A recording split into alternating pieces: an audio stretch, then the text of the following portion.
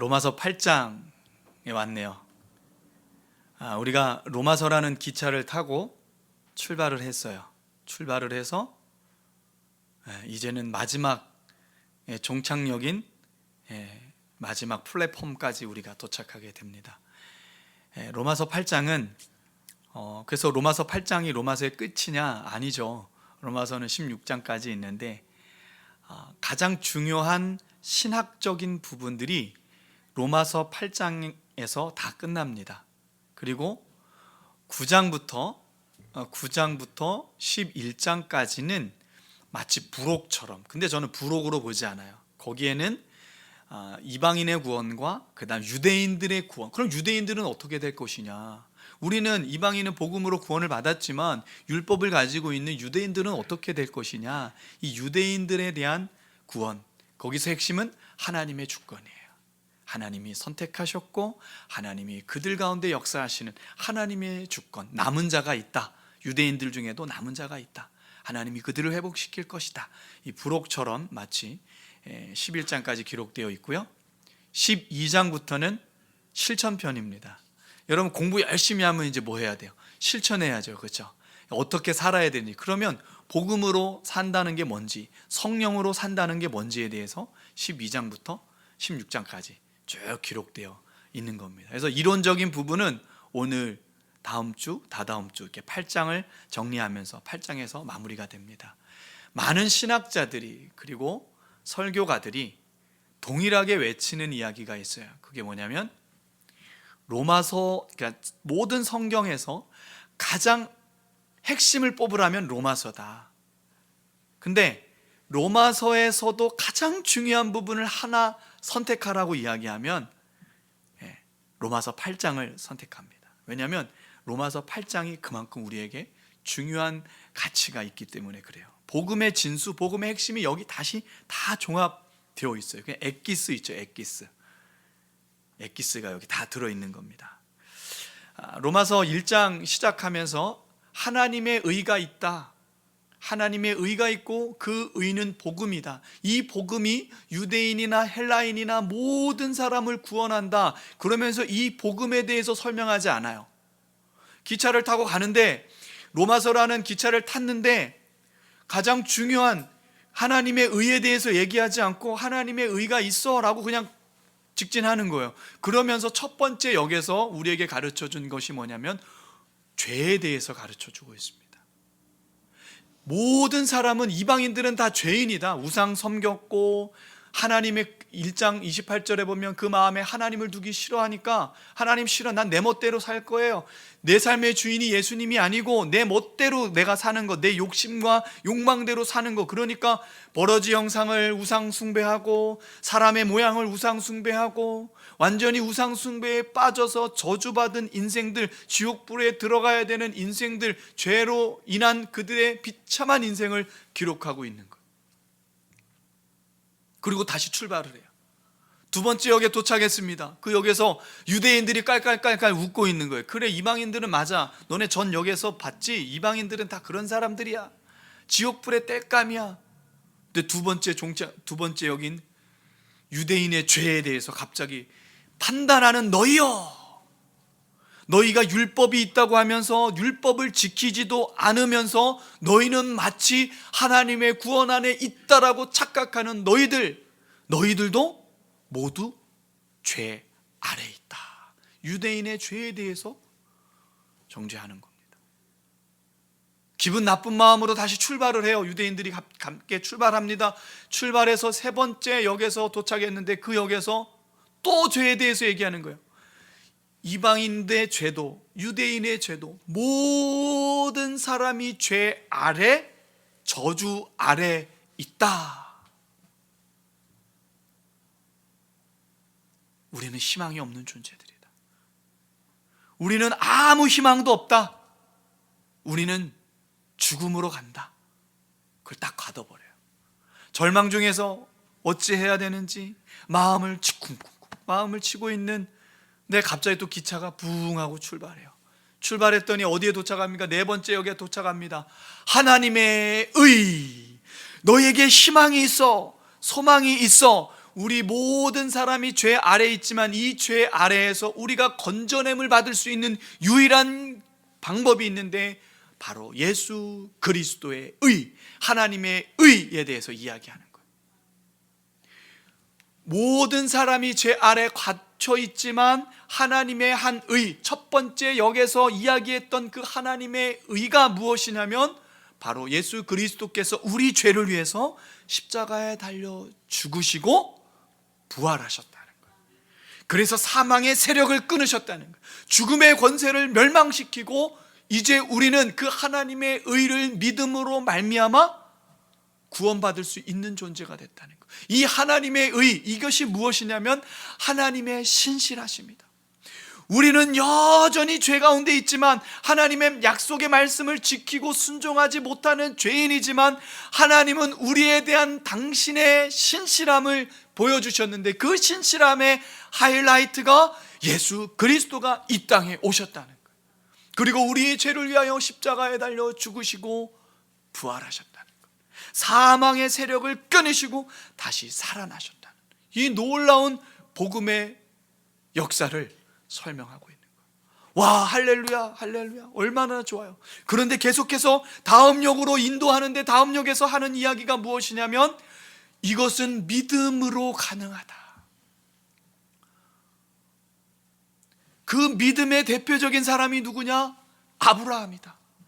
그러면서 유대인들이 늘 생각했던 그 할례 율법에 대해서 완전히 깨트리는 말씀을 하세요. 아브라함이 창세기 15장 16절에 여호와를 믿음에 할례 전에 율법이 있기 전에 하나님께서 아브라함을 의롭다고 여기셨는데 그것은 그의 행위가 아니라 믿음이다. 아브라함이 아니에요. 이 당시에는 아브라함이 여호와를 믿음에 하나님께서 그것을 의로 여기셨다는 거예요. 너희들이 말하는 율법으로 구원받는 게 아니야. 하나님은 처음부터 믿음으로 구원받는 하나님의 의를 우리에게 보여주었다. 구약도 역시 율법을 행함으로 구원받는 것이 아니라 믿음, 하나님을 향한 그 믿음으로 구원받는 것이다. 그러고 나서 바로 로마서 8장으로 들어가야 돼요. 왜냐하면 로마서 5장에 대해서 이제 칭의, 믿음으로 구원받는 것이 뭐냐? 우리에게 소망이 있다. 우리에게 소망이 생겼다.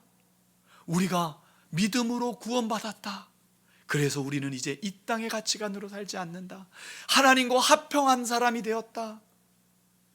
하나님과의 관계가 열렸다. 그럼 바로 8장으로 가야 되는데 갑자기 다시 6장, 7장에서 믿음으로 구원받은 우리의 안에 있는 죄의 기능과 율법의 기능에 대해서 다시 설명하는 거예요. 이거 뭐지? 그냥 끝난 거 아닌가? 그런데 여러분, 우리의 삶을 돌아보니까 우리가 예수님 믿는다고 하지만 여전히 제 마음에 갈등이 있고 흔들림이 있는 거예요. 제가 요번 주 내내 그랬거든요. 너무 힘들고 어려운 상황, 그냥 누가 뭐라고 하는 것도 없는데 제 마음이 너무 힘들고 고뇌에 빠지고 번뇌에 빠져서 너무 힘이 없는 거예요. 왜요? 여전히 제 안에 육신의 연약함이 있기 때문에 마음의 갈등이 계속 일어나는 거예요. 성화의 삶이 그렇다는 거예요. 우리가 믿음으로 구원받지만 여전히 우리 안에 갈등이 있고 아픔이 있고 고뇌가 있다는 거예요. 그래서 바울이 뭐라고 이야기합니까? 나는 하나님의 법을 섬기길 원하는데 내 육신 안에 죄의 법을 섬기는 그 모습을 보면서 너무 마음이 아픈 거예요. 어떻게 해야 되지 도대체? 어떻게 하란 말이야? 내가 믿음으로 구원받았는데 왜 여전히 계속해서 육신의 세력들이 사르크스라고 말하는 이 육신의 세력들이 나를 이렇게 힘들게 하지? 이 탄식이 바로 바울의 탄식이에요. 오라, 나는 공고한 사람이로다. 그런데 이 탄식을 탄성으로 바꾸는 복음의 능력이 오늘 로마서 8장에서 설명하고 있는데 그 8장이 바로 1절에 이렇게 설명합니다. 그러므로 결론적으로 모든 복음의 결론이 여기에 있다는 거예요. 그러므로 결론적으로 이제 지금부터는 잘 들으셔야 돼요. 지금부터는 이제는 그리스도 예수 안에 있는 자에게 결코 정죄함이 없나니. 자, 기차역에 이제 마지막 종착역에 딱 도착해서 내려서 그 플랫폼 안에 딱 들어가 보니까 그 공간의 첫 번째 메시지가 뭐냐면 정죄함이 없는 것. 복음은요, 정죄함이 없는 거예요. 이 정죄함이라는 단어가 여러분 우리가 되게 중요한 단어인데, 이 정죄함이라는 단어가 헬라어로 카타크리마라는 단어예요. 카타크리마라는 단어예요. 이 카타크리마라는 단어는 어떤 단어냐면, 우리가 소위 생각하는 내가 어떤 나쁜 짓 하고서 막 죄책감에 시달리는데 나 정죄함이 없어, 그 이야기가 아니에요. 여기서 말하는 카타크리마라는 정죄라는 단어는 하나님께서 재판석에서 너는 무죄야, 너는 유죄가 아니야, 그 이야기를 하는 거예요. 단순하게 정죄함으로만 보면 나 이 정죄함에서 하나님께서 나를 해방시켜줘, 그런 의미가 아니라 우리의 신분부터, 그러니까 로마서 1장부터 8장까지 오는 모든 복음의 하이라이트가 어디에 있냐면 하나님의 심판 앞에서 하나님께서 우리를 유죄가 아니라 무죄라고 선언하신다는 거예요. 그렇기 때문에 그 모든 우리의 성화의 삶 속에서 일어나는 모든 고뇌와 아픔들과 이 모든 것들을 한 방에 끝내버리시는 거예요. 여러분, 하나님이 우리를 정죄하지 않는데, 하나님이 우리를 유죄라고 말하지 않는데 누가 우리를 정죄합니까? 이 선언과 함께 8장 마지막 절에 뭐라고 말하는지 아십니까? 누가 우리를 그리스도의 사랑에서 끊으리요? 아무도 하나님의 사랑에서 우리를 끊을 수 없다라고 선언하고 있는 거예요. 이게 바로 첫 번째 플랫폼, 바로 정죄함이 없다는 겁니다. 그런데 여기까지만 설명하면 우리가 율법 폐기론자들이 될 수 있어요. 도덕적으로 방탕한 사람들이 될 수 있어요. 그런데 조건이 있어요. 하나님께서 우리에게 제시하는 조건이 있다고요.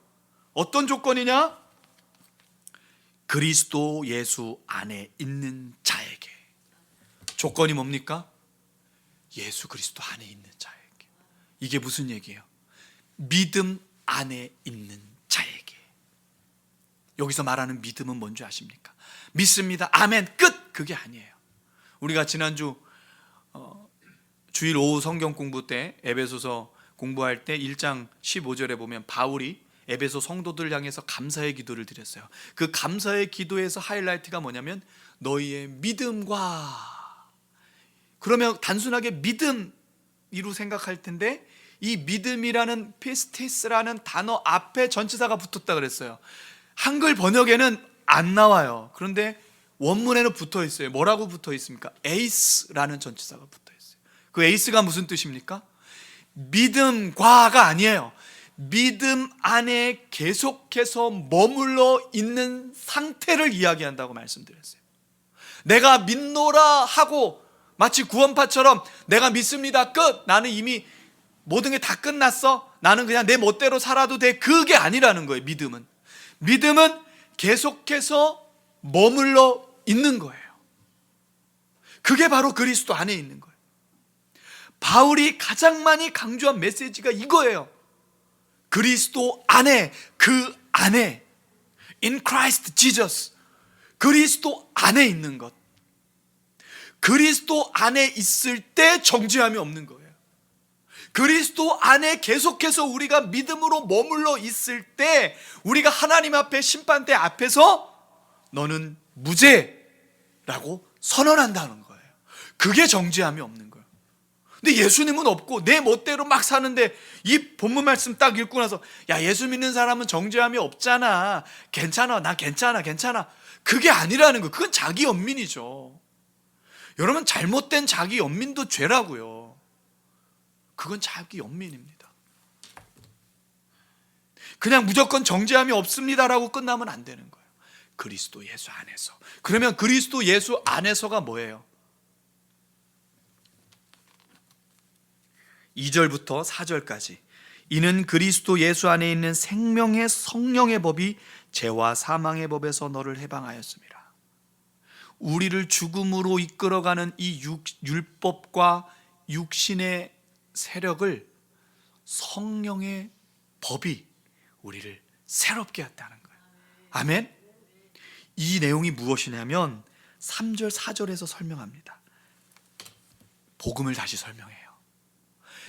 예수님께서 이 땅에 율법의 요구로 오셨다. 율법이 뭐냐면, 율법의 요구가 뭐냐면 이게 죄고 이게 죄야. 근데 네가 이 죄를 졌네? 그럼 어떻게 해야 되겠어?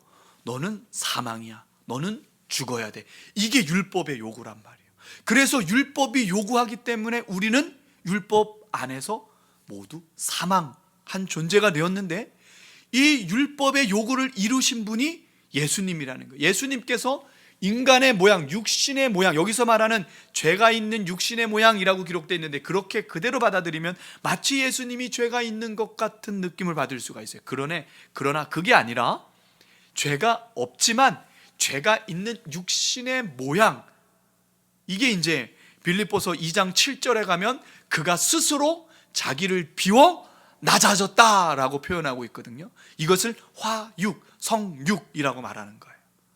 스스로 종과 같이 낮아져서 우리를 구하기 위해서 우리의 모양대로, 육신의 모양대로 오셔서 우리의 죄를 십자가에 가져가셔서 율법이 요구하는 대로 죄를 가졌으니까 우리의 모든 인류의 죄를 예수님께서 십자가에서 담당하신 거예요.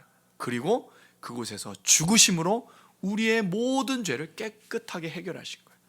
그리고 부활하심으로 말미암아 우리에게 다시 살아나는 소망을 주신 거예요.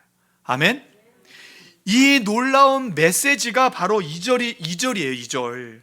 이는 그리스도 예수 안에 있는, 또 얘기하죠. 그리스도 예수 안에 있는 생명의 성령의 법이 죄와 사망의 법에서 너를 해방하였습니다. 우리를 어떻게 해방했다고요? 죄와 사망의 법에서 우리를 해방했다고요. 복음으로. 이것을 가르쳐 주시는 분이 있어요. 이게 누굴까요? 성령님이라는 거예요. 성령님. 여러분, 뭐 성령의 역사하면 막 와 이러고 막 방언이 막 나오고 막 성령의 불이 떨어지고, 맞아요. 이것도 성령의 역사입니다. 그런데 성령님께서 우리에게 오셔서 가장 중요한 일은 뭐냐면 예수님의 복음을 보여주시는 거예요. 네가 이 복음 때문에 네가 죄에서 해방되었어. 그래서 우리가 성령 안에서 누리는 거예요. 성령 안에. 왜냐하면 성령 하나님께서 계속 그걸 보여주시거든요. 계속해서 십자가를 보여주시는 거예요. 네가 어떻게 구원받았는지. 그러니까 우리 인생에 주어지는 환경과 상황, 이미 여러분 결론 난 사람들이잖아요. 여러분의 인생 결론 난 사람들입니다.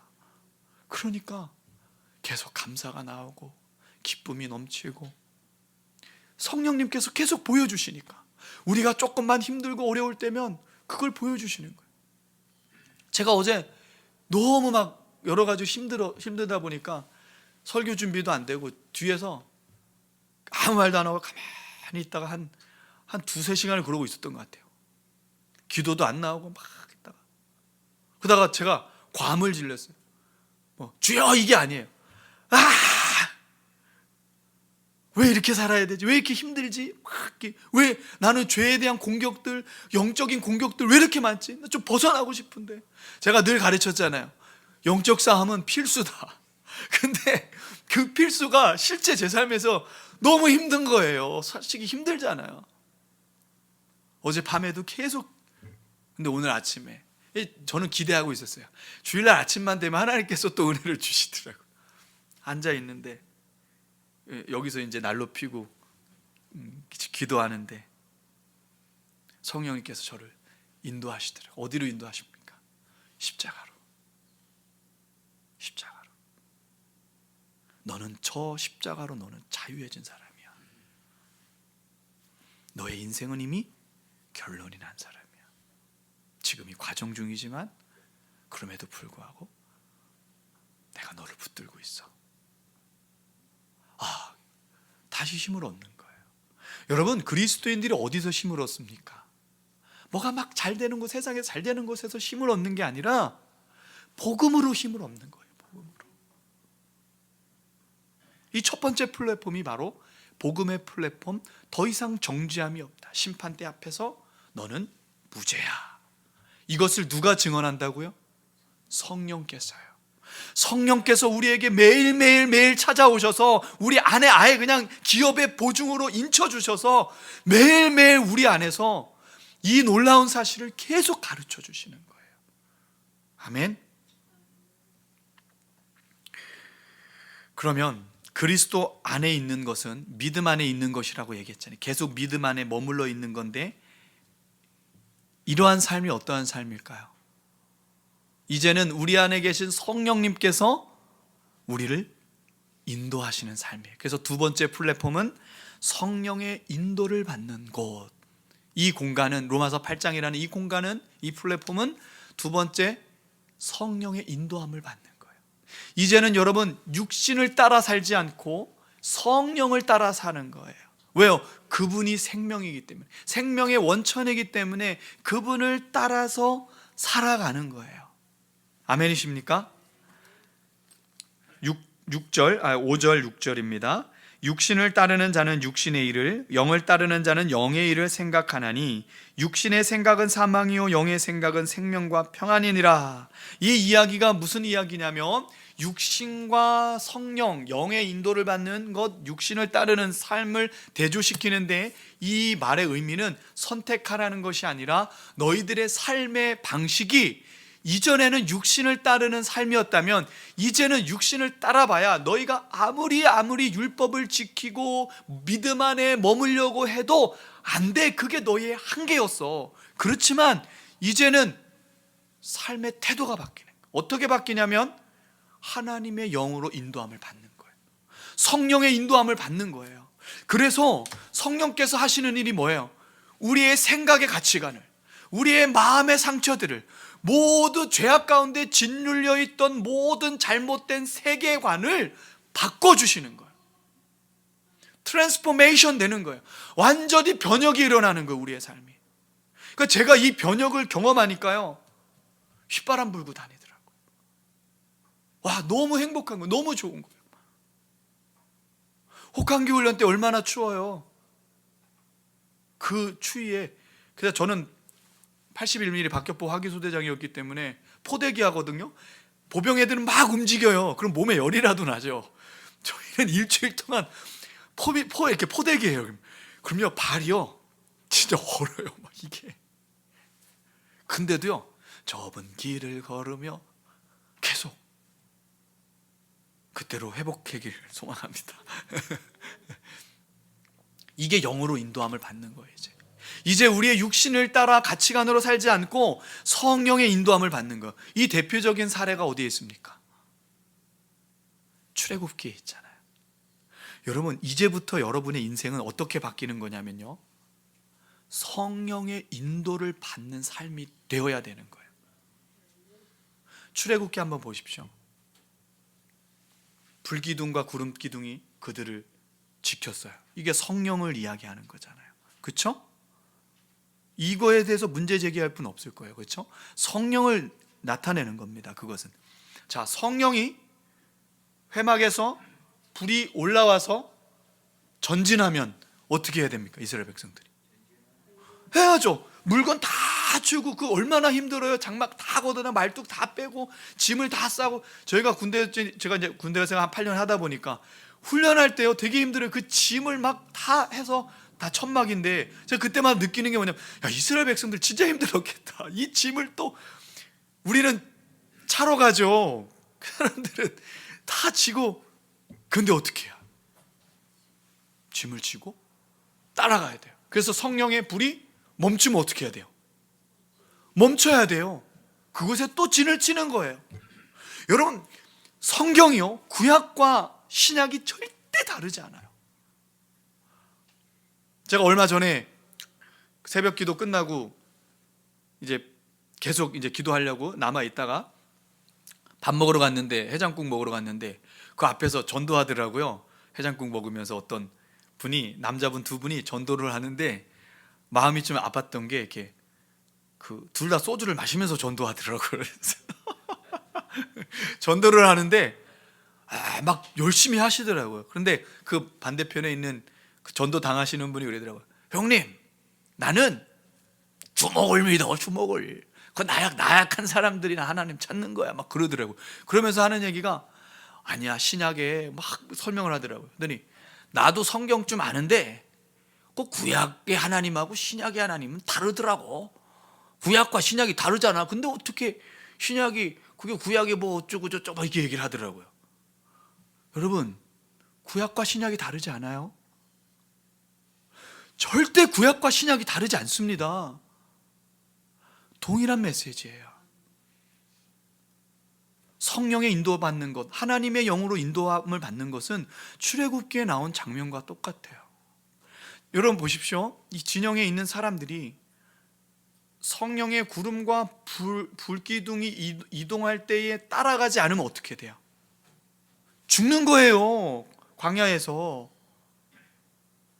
이걸 명심해야 되는. 이제 우리의 삶은 어떤 삶이냐면요, 성령의 인도함을 받는 거예요. 이 성령께서 무엇을 인도하시냐면 순종이에요. 순종. 자, 율법이 사라지지 않았어요. 율법이 무흠합니다.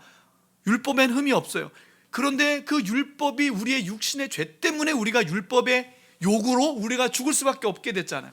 근데 이제는 이 율법이 어떻게 되냐면 성령 안에서 자유하게 되는데, 어떻게 되냐면 성령께서 그냥 인도하는 게 아니에요. 그냥 야, 너 이쪽으로 와, 저쪽으로 와, 그렇게 인도하는 게 아니에요. 하나님의 말씀으로 인도하는 거예요. 성령께서 하나님의 율법인 하나님의 말씀을 다시 보여주셔서 우리의 힘이 아니라 성령의 능력으로 그것을 행할 수 있는 힘을 계속해서 공급해 주시는 거예요. 우리 스스로 할 수 없던 일을 이제 우리 안에 있는 성령님께서 하나님의 말씀을 지켜 순종하는 삶을 살 수 있도록 이끌어 주시는 거예요. 그래서 여러분, 율법이 폐기된 게 아닙니다. 율법은 계속 있어요. 율법으로 구원받지는 않지만 성령님께서 하나님의 말씀을 우리에게 계속 보여주시는 거예요. 예수님께서 뭐라 그랬죠? 성령이 너희에게 오시면 내가 너희에게 말한 모든 것들을 어떻게 해요? 생각나게 하신다고요. 여러분, 어떤 위험한 상황이나 어떤 아픈 상황 속에 있을 때 여러분 경험한 적 있으십니까? 갑자기 하나님의 말씀이 막 생각이 나요. 그 누가 하시는 거예요? 성령님께서 하시는 거예요. 기도할 때 여러분 갑자기 어떤 말씀이 막 떠올라요. 이게 뭡니까? 누가 하시는 거예요? 성령님께서 하시는 거예요. 갑자기 기도하는데 저분 내가 좀 만나야 되는데 만나야 되는데 누가 주시는 거예요? 성령님께서 주시는 거예요. 막 기도하는데 저분이 되게 힘들 텐데 좀 도와드려야 되는데 구제연금을 좀 해야겠는데 누가 하시는 거예요? 성령. 이게 구름기둥과 불기둥을 따라가는 삶인 거예요. 생각이 완전히 바뀌죠. 그전에 어떻게 했습니까? 내 욕심대로, 내 생각대로 육신이 사망으로 이끌어갔다면 이제 우리 안에 성령께서 계속 새롭고 산 길, 성령으로 말미암는 생명의 길을 계속 우리를 이끌어 가시는 거예요. 그래서 성령이 얼마나 중요하느냐. 이 복음의 하이라이트에 바로 성령이 있는 거예요. 성령 안에서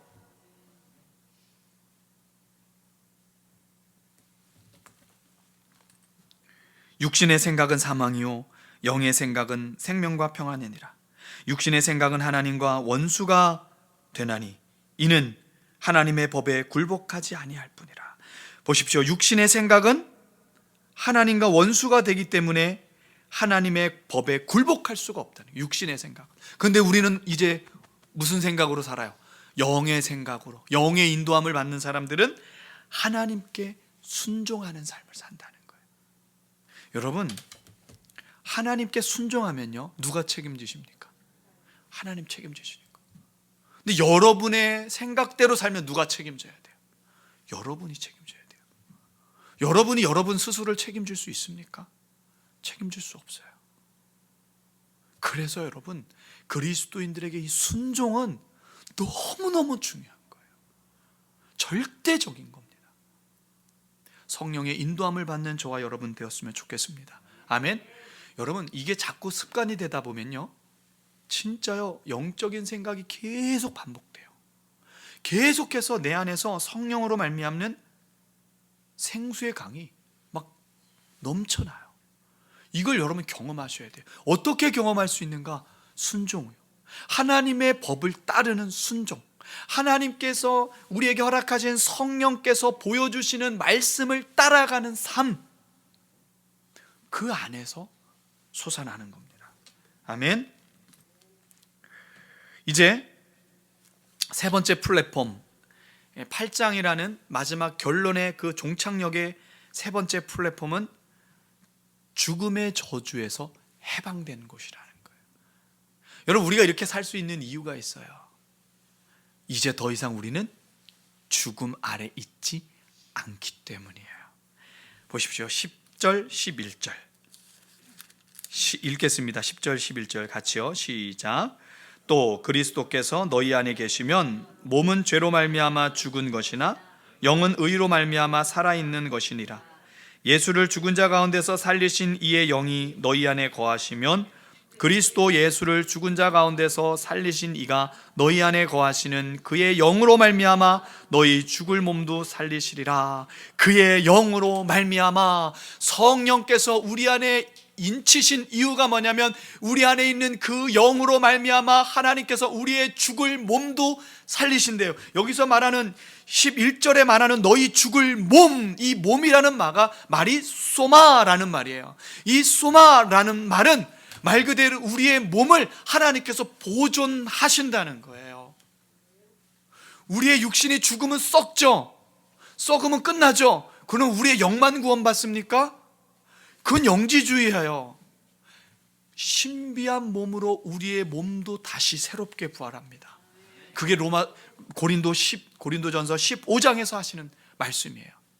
여러분, 우리 육신, 그래서 어떤 사람은 야, 육신은 썩어 빠진 거야, 나쁜 거야, 막, 그게 아닙니다. 여러분, 우리의 몸도 하나님께서 새롭게 하시는 거예요. 그러니까 더 이상 이제 죽음의 문제가 우리의 문제. 여러분, 우린 지금이라도 죽으면 상상할 수 없는 세계로 들어간다니까요. 영원히 산다니까요. 우리의 부르심의 소망이 여기 있는 거예요. 단순하게 이 땅에서 살다가 끝나는 인생이 아니에요. 우리 인생이 째째한 인생이 아닙니다.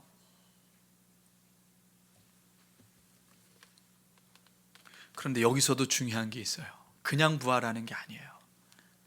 여기 보면 그리스도께서 너희 안에 계시면, 이게 뭡니까? 그리스도가 우리 안에 계시면, in Christ Jesus. 계속 반복이에요. 그리스도 안에, 그리스도 안에, 그리스도 안에. 그러니까 바울이 하고 싶었던 얘기가 뭘까요?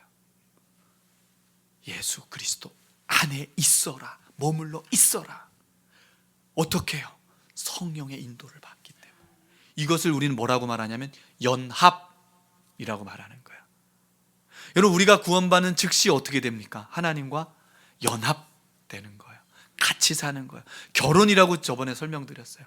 결혼하면 연합이에요. 같이 사는 거예요. 그걸 확인하라는 거예요. 그걸 계속해서.